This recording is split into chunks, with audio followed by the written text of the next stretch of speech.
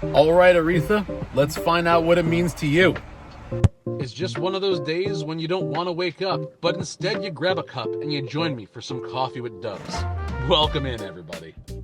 You know, one thing I learned from working with all kinds of people is that sooner or later, somebody is going to disrespect you. Maybe they talk down to you. Maybe they interrupt you. Maybe they assume they know your intentions without actually asking. Maybe they ask something that gets under your skin and it sits there for the rest of the day. The details change, but the experience is pretty universal. What fascinates me is how people respond to it differently. Some people get angry, some get even. Some even stew on it for hours, days, hell, years. Some people confront it immediately, and some people pretend that it never even happened at all, hoping it all just gets forgotten and life can move on. If I'm being honest, I've probably tried every one of those approaches at least once in my life. The problem is disrespect doesn't come with an instruction manual. Every situation's different. Every relationship's different. Every person involved is carrying experiences, insecurities, frustrations, and expectations that you may not even know about. That's why I've spent so much time learning about de-escalation, both in my personal life and in the work that I do. One of the first things de-escalation teaches is something most of us don't want to hear. When somebody's escalating emotionally, matching their energy usually makes things worse. People tend to mirror the emotions they receive.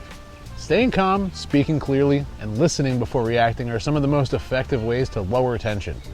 Active listening, validation, and a calm tone are consistently recognized as de-escalation skills. Now let's be clear. Staying calm doesn't mean becoming a doormat. It doesn't mean accepting a bad behavior. It doesn't mean allowing somebody to walk all over you. There's a difference between controlling your response and surrendering your self-respect.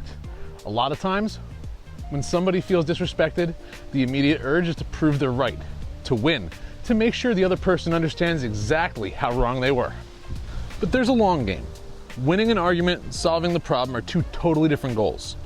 One technique I found is useful is slowing the conversation down. Ask questions, clarify, find out what the person actually meant. Sometimes what sounded like disrespect was just poor communication. Either way, gathering information before reacting tends to produce better outcomes than launching a counterattack. Another lesson in de-escalation teaches how to listen for emotion underneath the words. Sometimes people aren't angry at you, they're frustrated, embarrassed, afraid, overwhelmed, feeling ignored, or even feeling disrespected themselves. That doesn't excuse bad behavior, but understanding the emotion underneath it can completely change how you respond.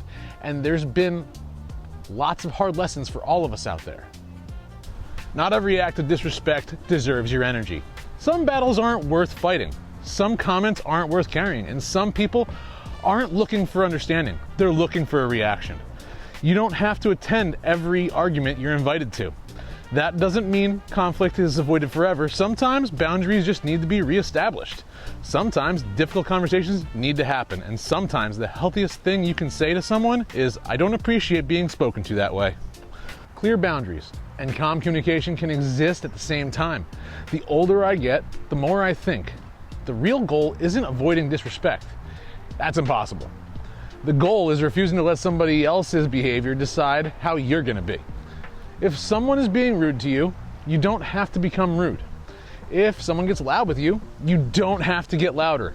And if somebody says something disrespectful, you don't have to abandon your values in a response. It's easier said than done, trust me, I know.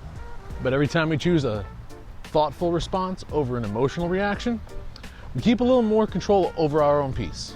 And that's worth protecting. Because respect from other people is nice, but self-respect, that's essential. So I'll see you tomorrow for another episode of Coffee with Dubs. I'm out.